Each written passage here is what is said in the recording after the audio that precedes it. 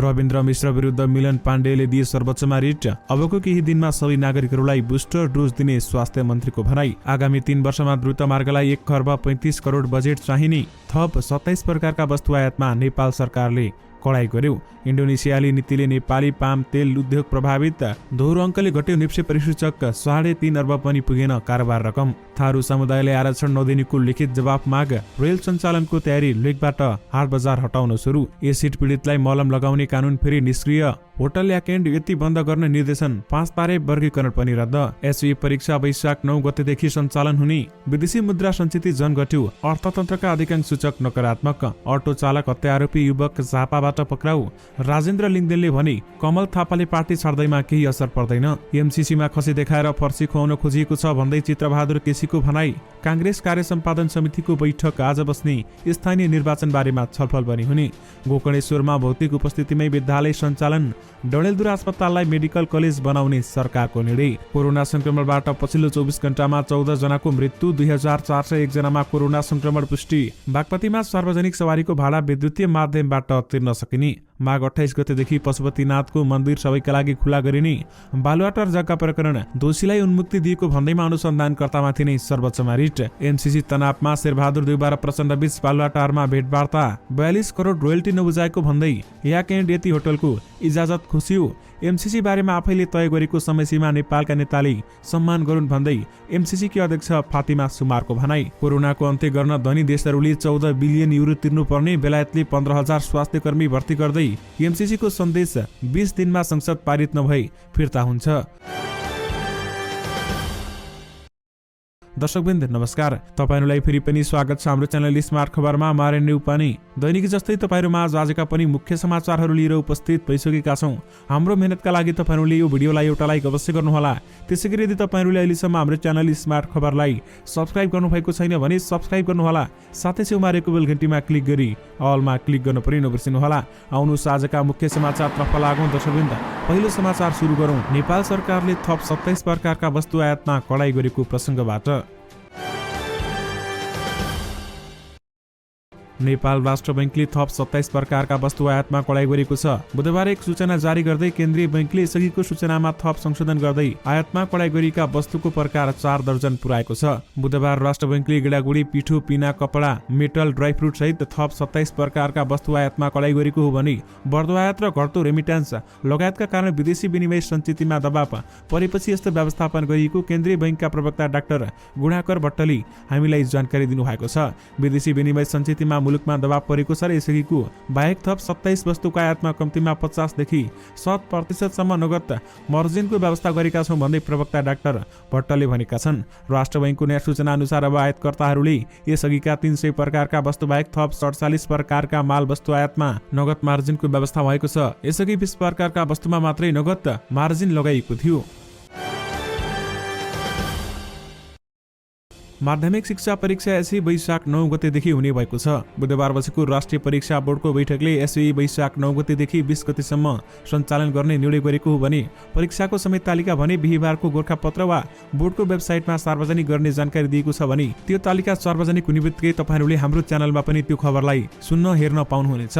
स्थानीय चुनावको मितिसँग एसईको तालिका नजुदोस् भनेर निर्वाचनको मिति तोकिएपछि मात्रै एसईको तालिका निर्धारण गरिएको समेत बोर्डका अध्यक्ष महाश्रम शर्माले बताएका छन्। उनले हामीले वैशाख भित्रै गर्ने भनेका थियौं तर निर्वाचन मिति तय नहुँदासम्म जुत्ने हो कि भन्ने कुराले केही ढिलाइ भएको हो। निर्वाचन अघि नै परीक्षा सक्ने गरी मिति तय गरिएको छ भने बोर्डले विद्यार्थीलाई 2 महिना पढ्ने समय दिएर परीक्षाको समेत तालिका सार्वजनिक गरेको समेत जनाएको छ। यानि कि एसई परीक्षा वैशाख 9 गतेदेखि सुरु हुने बताइएको छ। राष्ट्रिय प्रजातन्त्र पार्टी राप्रपाका अध्यक्ष राजेन्द्र लिङदेनले निवर्तमान अध्यक्ष कमल थापाले पार्टी छाडे पनि केही असर नपर्ने बताएका छन्। बुधबार न्युज एजेन्सी नेपालसँग कुरा गर्दै अध्यक्ष लिङदेनले निवर्तमान अध्यक्ष थापाले पार्टी परित्याग गरे पनि पार्टीको आगामी जीवनमा केही फरक नपर्ने बताएका हुन्। राप्रपा अझै दृढ संगठित र सशक्त रूपले अगाडि बढ्ने उनको भनाइरहेको छ भने अध्यक्ष लिङदेनले भनेका छन् यस प्रकारको अनपेक्षित घटना राप्रपा हामी सबैलाई दुखित त बनायो नै तर यो राप्रपाको जीवनमा सधैँ सम्झना राखिने विषय, छलफल र चासोको विषय भए पनि हाम्रो आगामी जीवनमा अगाडि बढ्ने हाम्रो गतिमा यसले फरक पार्दैन। हामी अझ दृढ, अझ सांगठिक र अझ सशक्त भएर अगाडि बढ्नेछौँ भन्दै उहाँले बताउनु भएको छ। थापाको पार्टी परित्यागको घटना विचलित नहुनका लागि नेता कार्यकर्ताहरूलाई उनले आह्वान समेत गरेका छन् भने पार्टीलाई शक्तिका रूपमा रूपान्तरण गरेर अगाडि बढ्ने भन्दै उनले पार्टीको महत्त्वपूर्ण जिम्मेवारीमा रहेका नेताहरूले त्यस प्रकारको काम नगर्नेमा आफू विश्वस्त रहेको समेत उहाँले बताउनु भएको छ। पछिल्लो 24 घण्टामा नेपालमा 2401 जनामा कोरोना भाइरस कोभिड-19 को संक्रमण पुष्टि भएको छ। स्वास्थ्य तथा जनसङ्ख्या मन्त्रालयका अनुसार 16356 जनाको नमुना परीक्षण गर्दा 2401 जनामा संक्रमण पुष्टि भएको बताइएको छ। मन्त्रालयका अनुसार पछिल्लो 24 घण्टामा 7777 जना कोरोना संक्रमण मुक्त भएका छन् भने 14 जनाको मृत्यु भएको समेत बताइएको छ। पछिल्लो 24 घण्टामा काठमाडौँ उपत्यकामा 1017 जनामा कोरोना संक्रमण पुष्टि भएको छ भने जसमध्ये काठमाडौँमा 890, ललितपुरमा 102 र भक्तपुरमा 25 जना संक्रमित रहेका छन्।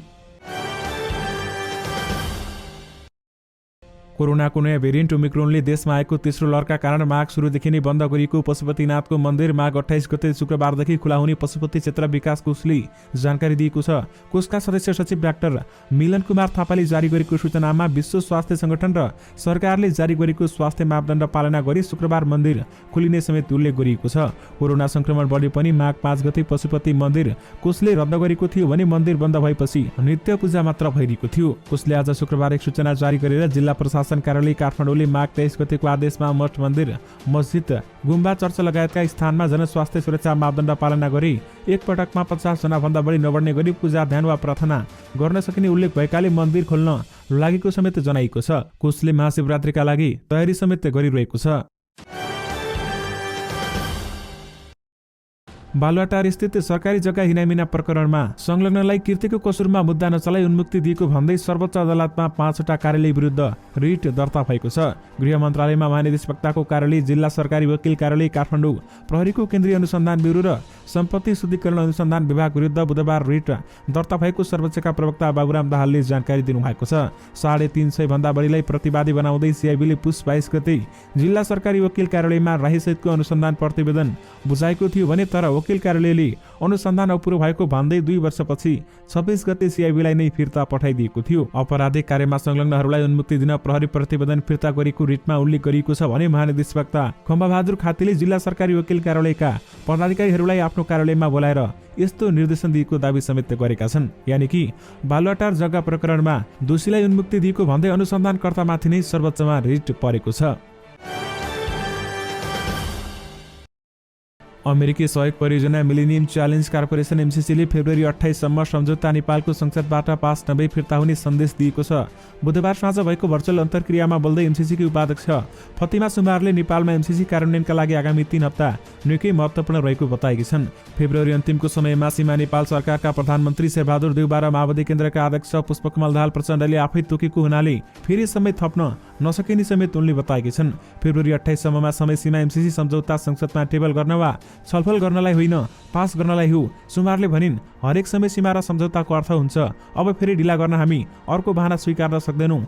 एमसीसी सम्झौतामा कुनै पनि परिवर्तन नहुने पनि उनले स्पष्ट पारेकी छन्। एमसीसीका नायब उपाध्यक्ष जोनाथन ब्रुक्सले संसारका अरू मुलुकहरू पनि अनुदान पाउनका लागि कुरिरहेकाले नेपालका लागि आफूहरूले थप समय दिन नसक्ने समेत बताएकी छन् भने नेपाल जस्तै अवस्थाबाट गुज्रिरहेका अन्य मुलुक यो सम्झौता गर्न आतुर छन्। उनीहरूलाई हामीले कुराइरहेका छौँ, अब धेरै समय हामी उनीहरूलाई कुराउन सक्दैनौँ भन्दै उनले भनेका छन्। देउबा र प्रचण्डको प्रतिबद्धतापछि आफूहरूले डिसेम्बर 2021 मा एमसीसी संसदबाट पारित हुने आशा गरेको भए पनि त्यो पनि हुन नसकेकाले उनीहरूले नै माघ बमोजिम फेब्रुअरी 28 को समय सीमा तोकेको उपाध्यक्ष सुमारले बताएकी छन्। सुमार, ब्रुक्स र गत सेप्टेम्बरमा नेपाल आएका थिए भने नेपाल भ्रमण सकेर फर्किने बेलामा एमसीसी पास हुने आशावादी रहेको बताएकी सुमारले अझै पनि एमसीसी पास हुनेमा आफू आशावादी रहेको समेत बताएकी छन्। विशेष गरी 20 दिनमा संसदबाट पारित नभई फिर्ता गर्ने एमसीसीले सन्देश दिएको छ।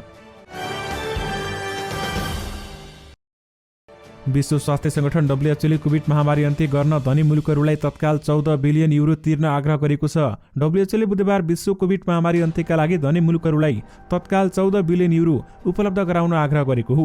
कोभिड-19 सँग लड्न विज्ञानले हामीलाई उपकरणहरू उपलब्ध गराएको छ। डब्ल्युएचओका महानिर्देशक डाक्टर टेड्रोस अधानोमले यस्तो भनेका छन्, अब बाँकी उपकरण खरिद गर्न र कोभिडसँग जुझ्ने योजनालाई प्रभावकारी बनाउने यदि मुलुकहरूले सो रकम उपलब्ध गराएमा हामीले कोभिड महामारीलाई चाँडो अन्त्य गर्न सक्छौँ भन्दै बताएको छ। उच्च आयस्रोत भएका धनी मुलुकहरूले न्यून र मध्यम आय भएका मुलुकहरूलाई शुल्क उपलब्ध गराएमा सबैले कोभिड विरुद्ध समान ढङ्गले जुत्न सक्ने र चाँडै महामारीको अन्त्य हुने समेत WHO को भनाइरहेको छ।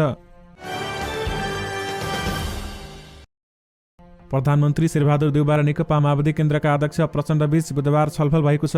बुधबार साँझ 5 बजेपछि दुई नेताबीच प्रधानमन्त्री निवास बालुवाटारमा छलफल भएको हो। अमेरिकी आर्थिक परियोजना मिलेनियम च्यालेन्ज कम्प्याक्ट MCC संसदमा पेश गर्ने तयारीमा रहेका प्रधानमन्त्री शेरबहादुर देउवा सत्ता साझेदार 5 दलबीच सहमति नजुटेपछि हिजो बुधबारका लागि बोलाइएको बैठकमा संसद बैठक स्थगित गर्न बाध्य भएका थिए। दुई नेताहरूबीच MCC र स्थानीय तहको निर्वाचनका विषयमा कुराकानी भएको प्रचण्डको सचिवालयले जनाएको छ। स्थानीय तह निर्वाचनको मिति घोषणा भएको 2 दिनपछि मात्रै दुई नेताबीच भेट भएको हो भने प्रधानमन्त्री शेरबहादुर देउवालाई भेट्नु अघि माओवादी अध्यक्ष प्रचण्डले नेकपा एकीकृत समाजवादीका अध्यक्ष माधव कुमार नेपालसँग आफ्नै निवास खुमलटारमा बुधबार छलफल गरेका थिए। शेरबहादुर देउवाले सत्ता गठबन्धनमा छलफल नगरी स्थानीय तहको मिति घोषणा गरेको भन्दै असन्तुष्टि समेत चुलिएको छ। पछिल्ला दिनहरूमा मुलुकको आर्थिक सूचकहरू थप नकारात्मक बन्दै गएको बताइएको छ। नेपाल राष्ट्र बैंकले बुधबार सार्वजनिक गरेको पुस मसान्तको आर्थिक तथा वित्तीय स्थिति सम्बन्धी अध्ययन प्रतिवेदनले अर्थतन्त्रका अधिकांश सूचक नकारात्मक देखाएको छ। रेमिटान्स घट्ने क्रम निरन्तर देखिएको छ भने आयात उच्च छ भने निर्यातमा सुधार भने भएको छैन, जसले गर्दा विदेश मुद्राको सञ्चित घटेको र शोधकर्तासँग निरन्तर स्थिति घाटामा छ भन्दै बताइएको छ। तरलता अभाव समेत कायमी रहेको बताइएको छ र साथमा पुस मसान्तसम्म उपभोक्ता मुद्रास्फीतिमा भने मङ्सिरमा भन्दा थोरै सुधार देखिएको छ। मङ्सिर उपभोक्ता मुद्रास्फीति 7.11% रहेकामा घटेर पुसमा 5.65% झरेको थियो। पुस मसान्तसम्म खाद्य भन्दा धेरै गैर खाद्य तथा सेवा समूहको मुद्रास्फीति बढेको छ भने खाद्य तथा पेय पदार्थ समूहको मुद्रास्फीति 4.92% र गैर खाद्य तथा सेवा समूहको मुद्रास्फीति 6.23% रहेको समेत बताइएको छ। यानि कि विदेशी मुद्रा सञ्चित झन घटेको छ भने अर्थतन्त्रका अधिकांश सूचक नकारात्मक भएको समेत बताइएको छ। पर्यटन विभागले काठमाडौँ दरबार मार्ग स्थित होटल याक एन्ड यति र त्यसमा रहेको क्यासिनो सञ्चालक नगर्न निर्देशन दिएको छ। होटल र क्यासिनोले बुझाउनु पर्ने रोयल्टी र इजाजत पत्र नवीकरण दस्तुर 42,25,68,253 रुपैयाँ 42 पैसा बुझाउन बाँकी रहेको भन्दै पर्यटन विभागले होटल र क्यासिनो बन्द गर्न निर्देशन दिएको हो। पटक पटक सूचना र पत्रकार मार्फत ताकेता गर्दा पनि रोयल्टी नतिरेको भन्दै मन्त्री परिषदीय नुडी मार्फत नै होटललाई कारबाही गरिएको हो। बुझाउन बाँकी रोयल्टी र नवीकरण दस्तुर बुझाउन पटक पटक पत्राचार गरेको र गोरखापत्रमा सार्वजनिक सूचना जारी गर्दा पनि व्यवस्था गरेकाले माघ 25 गते संस्कृति पर्यटन तथा नागरिक उड्डयन मन्त्री प्रेम बहादुर आलेले होटलको अचल सम्पत्ति रोक्का राख्ने बैंक तथा वित्तीय संस्थामा रहेको कारोबार रोक्का राख्ने निर्णय गरेका थिए भने मन्त्री आलेले 5 तारे होटलको वर्गीकरण प्रमाणपत्र पनि रद्द गर्ने निर्णय गरेको पर्यटन विभागले होटललाई लेखेको पत्रमा उल्लेख गरिएको छ। होटल तथा क्यासिनो सञ्चालन नगराउन नगराउन सूचित गरिन्छ भन्दै पत्रमा भनिएको छ। एसिड आक्रमणको घटना बढ्न थालेपछि सरकारले 12 असोज 2077 मा तेजाब तथा अन्य घातक रासायनिक पदार्थ नियमन अध्यादेश जारी गरेको थियो। यो अध्यादेशमा आक्रमणकारीलाई दण्ड सजाय मात्र बढाइएको थिएन, पीडितलाई उपचार रोजगारीको सुविधा दिने गरी मलम लगाउने प्रयास समेत गरिएको थियो। तर 1.5 वर्षसम्म अध्यादेश संसदबाट प्रतिस्थापन विधेयक ल्याएर प्रमाणीकरण पनि गरेको छैन। बरियो अध्यादेश तेस्रो पटक निष्क्रिय हुँदैछ। यो मात्र होइन, यो हिंसा विरुद्धका केही ऐनहरूलाई समेत संशोधन गर्ने सहित 6 वटा अध्यादेश 28 गतेदेखि निष्क्रिय हुनेछ भन्दै बताइएको छ। ती निष्क्रिय हुन लागेका 6 वटा अध्यादेशमा के रहेका छन् त? आउनुस् तपाईहरुलाई यसबारेमा पनि केही जानकारी दिउँ। पहिलो निष्क्रिय हुन लागेको अध्यादेशमा लेखिएको छ तेजाब तथा अन्य घातक रासायनिक पदार्थ नियमन अध्यादेश, त्यसैगरी नेपाल प्रहरी र प्रदेश प्रहरी कार्यालय सञ्चालन सुपरिवेक्षण र समन्वय पहिलो संशोधन अध्यादेश, फौजदारी कसूर तथा फौजदारी कार्य विभाजन सम्बन्धी केही संशोधन गर्ने अध्यादेश, यो हिंसा विरुद्ध केही ऐनलाई संशोधन गर्ने अध्यादेश, सामाजिक सुरक्षा पहिलो संशोधन अध्यादेश र साथमा रेलवे अध्यादेश समेत रहेको छ। धनुषाको कुर्थादेखि भारतको जयनगरसम्म रेल सेवा सञ्चालन हुने निश्चित भएपछि नेपाल रेलवे कम्पनीले रेलको लिकमा अव्यवस्थित रूपमा लाग्दै आएको हाट बजार हटाउन सुरु गरेको छ। आगामी महिनादेखि रेल सेवा सञ्चालनको तयारी गरेको नेपाल रेलवे कम्पनीले जनकपुरधाम उपमहानगरपालिका 1 सीताचोक स्थित रेलवे लिकमा व्यापारीले लगाउँदै आएको दैनिक हाट बजार तत्काल हटाउन सुरु गरेको छ। जनकपुरधाम सहित ठाउँ ठाउँमा रेलवे लिकमै तरकारी हाट बजार राख्ने गरेका कारण रेल सञ्चालनमा समस्या हुने भएकाले लिकबाट हाट बजार हटाउन अभियान सुरु गरेको नेपाल रेलवे कम्पनीका महाप्रबन्धक निरञ्जन झाले जानकारी दिनुभएको छ। रेलवे लिकमै हाट बजार लगाउँदै आएका छन्, जसका कारण हामीलाई रेल सञ्चालनको तयारीमा समस्या भइरहेको छ। महाप्रबन्धक झाले भनेका छन्, हाट बजार रेलवे लिकबाट अन्यत्र सार्ने विषयमा यहाँका जनप्रतिनिधि व्यापारी र स्थानीयसँग छलफल गरेर वैकल्पिक ठाउँको खोजी समेत भइरहेको छ भन्दै बताइएको छ। कच्चा पाम तेलको निर्यातमा कडाई गर्ने इन्डोनेसिया सरकारको नीतिले नेपालमा पाम तेल उद्योगहरू प्रभावित भएका छन्। कच्चा पाम तेलको प्रमुख निर्यातक मध्येको एक मुलुक इन्डोनेसियाले लाइसेन्स मार्फत मात्रै पाम तेल निर्यात गर्ने नीति अघि सारेको र नयाँ लाइसेन्स जारी नगर्दा आयात रोकिएको नेपाल वनस्पति घिउ तेल उत्पादक संघले जनाएको छ। अघिल्लो महिनादेखि नै पाम तेलको कच्चा तेल निर्यातमा कडाई गर्दै लागेको सो मुलुकले पछिल्ला दिनमा निर्यातको लाइसेन्स नै जारी नगरेको संघका निवर्तमान अध्यक्ष एवं उद्योगी विकास दुगडले बताउनु भएको छ। कच्चा पदार्थ आयात प्रभावित भएपछि प्रशोधन उद्योगहरू कच्चा पदार्थ अभावको समस्यामा परेको पनि उनको भनाइरहेको छ भने पामको कच्चा तेल बिक्रीलाई इन्डोनेसियाले लाइसेन्सिङमा लग्यो तर अहिलेसम्म निर्यातका लागि अनुमति दिएन। उद्योगहरूको कच्चा पदार्थ आयात प्रभावित भएको छ भन्दै दुगडले भनेका छन्। नेपाली उद्योगीले पामको कच्चा पदार्थ आयात गर्ने प्रमुख मुलुकहरू मलेसिया र इन्डोनेसियामा भए पनि मुख्य आयात इन्डोनेसिया नै रहेको संघले जनाएको छ भने इन्डोनेसियाबाट भएको आयात प्रभावित भएपछि मलेसियाबाट आउने कच्चा पदार्थको मूल्य समेत अघि बढेको संघले जनाएको छ। विशेष गरी इन्डोनेसियाली नीतिले नेपाली पाम तेल उद्योग प्रभावित भएका छन्। तराई मधेस द्रुत मार्ग आयोजनाले आगामी 3 वर्षमा आर्थिक वर्षमा 1 खर्ब 35 करोड 68 लाख बजेट आवश्यक पर्ने बताएको छ। अहिलेसम्म 25 अर्ब खर्च भएको आयोजनाले आगामी 3 वर्षमा झण्डै 1.5 खर्ब बजेट खर्चिने समेत योजना बनाएको छ। राष्ट्रिय सभा अन्तर्गतको प्रायोजित व्यवस्थापन तथा सरकारी आश्वासन समितिमा रक्षा सचिव किरण राज शर्माले आगामी आर्थिक वर्ष 2079-80मा मात्रै 55 वर्ष 50 करोडको बजेट चाहिने समेत बताएको छ। नेपाली सेनाले निर्माण गरिरहेको द्रुत मार्गमा आर्थिक वर्ष 2080-81 का लागि 45 अर्ब 66 करोड र 2081-82 का लागि 34 अर्ब 52 करोड बजेट चाहिने रक्षा सचिव शर्माले जानकारी दिएका छन्। छलफलमा रक्षा मन्त्रालयले अर्थ मन्त्रालयले आगामी 3 वर्षमा ठूलो बजेट व्यवस्थापन गर्नुपर्ने समेत बताएको छ। स्वास्थ्य जनसङ्ख्या मन्त्री विरोध खतिवडाले अबको केही दिनमा मात्रै सबै नागरिकहरूलाई कोभिड-19 विरुद्धको बुस्टर डोज खोप दिने बताएका छन्। बुधबार नेकपा एकीकृत समाजवादी निकट विद्यार्थी संगठन अनि रासो बिउले बुझाएको ज्ञापन पत्र बुझ्दै मन्त्री खतिवडाले तेस्रो चरणमा सबै नागरिकहरूलाई बुस्टर डोज खोप दिने बताएका हुन्। अबको केही दिनभित्र नै तेस्रो चरणको रूपमा सम्पूर्ण नेपाली नागरिकहरूलाई बुस्टर डोज दिने सरकारको योजना रहेको उनको भनाइरहेको थियो भने विद्यार्थीहरूलाई खोपको सस्ताका लागि विद्यालयलाई नै खोप केन्द्र बनाएको र आउने दिनमा खोपको उपलब्धतामा कमी हुन नदिने भन्दै उनले विद्यार्थीहरूलाई कोरोना खोप लगाउन प्रेरित गर्न विद्यार्थी संगठनले भूमिकामा खेल्नुपर्ने जोड दिएका छन्। मन्त्री खतिवडाले भनेका छन्, हामीले 5 देखि 11 उमेर समूहकालाई पनि खोप ल्याउन प्रयत्न गरिरहेका छौँ। फाइजर खोप यसको उपलब्धतामा कमी हुँदैन। बढीभन्दा बढी विद्यार्थीहरू र त्यो उमेर समूहका नागरिकहरूलाई पनि कोरोना खोप लगाउनुको लागि प्रेरित गर्नुपर्छ भन्दै बताएको छ। यानि कि अबको केही दिनमा सबै नागरिकहरूलाई बुस्टर डोज दिइन्छ भन्दै स्वास्थ्य मन्त्रीले भनेका छन्। विवेकशील साझा पार्टीबाट कारबाहीमा परेका मिलन पाण्डेले अध्यक्ष रविन्द्र मिश्र र निर्वाचन आयोग विरुद्ध सर्वोच्चमा रिट दिएका छन्। पार्टीको एकीकरण घोषणापत्र र विधान खारेज गर्ने सम्झौता पत्र अनुरूप एकता महाधिवेशन छल्ने पार्टीको विधान र संविधान विरोधी दस्तावेज ल्याएर आफूमाथि नै अवैधानिक कारबाही गरेको भन्दै पाण्डेले अध्यक्ष मिश्र विरुद्ध रिट दायर गरेका हुन्। त्यस्तै उनले मिश्रले पेश गरेको अप्रमाण प्रति माइन्युट अभिलेख गरेको भन्दै निर्वाचन आयोग विरुद्ध पनि रिट दायर गरेका छन्। रिटमा विवेकशील साझा पार्टीको संयोजक पाण्डेलाई गरिएको कारबाही बदर गर्न विधान र प्रक्रियाको आधार पार्टी सञ्चालन गराउन विपक्षीहरूका नाममा परमादेश माग गरिएको छ भने त्यस्तै मिश्रले गरेका निर्णय र प्रस्तुत गरेका दस्तावेजलाई निर्वाचन आयोगले दिएको मान्यता समेत उत्प्रेषणको आदेशले बदर गर्न माग समेत गरिएको छ। विशेष गरी रविन्द्र मिश्र विरुद्ध मिलन पाण्डेले सर्वोच्चमा रिट दिएका छन्। शेयर कारोबार मापक निफ्टी परिसूचक दोहोरो अङ्कले घटेको छ। स्थानीय तहको निर्वाचन घोषणा भएसँगै बढ्ने अपेक्षा गरिएको बजार मंगलबार पनि घटेको थियो। आज निफ्टी परिसूचक मात्रै होइन कारोबार रकम समेत सुस्ताएको छ। अघिल्लो दिन 5 अर्ब नागेको शेयर कारोबार रकम आज भने 3 अर्ब पुग्न पनि सकेको छैन। शेयर कारोबार मापक निफ्टी परिसूचक 22.11 अङ्कले घटेर 2813.48 अङ्कमा झरेको छ भने उता क वर्गका कम्पनीहरूको कारोबार मापन गर्ने सेन्सिटिभ इन्डेक्स पनि 3.51 अङ्कले घटेको छ। दिनभर भएका 45,112 कारोबारबाट 233 कम्पनीका 65,20,628 किता शेयर किनबेच भएका छन् भने जसअनुसार कारोबार रकम 3 अर्ब 47 करोड 11,09,182 रुपैयाँमा रोकिएको छ।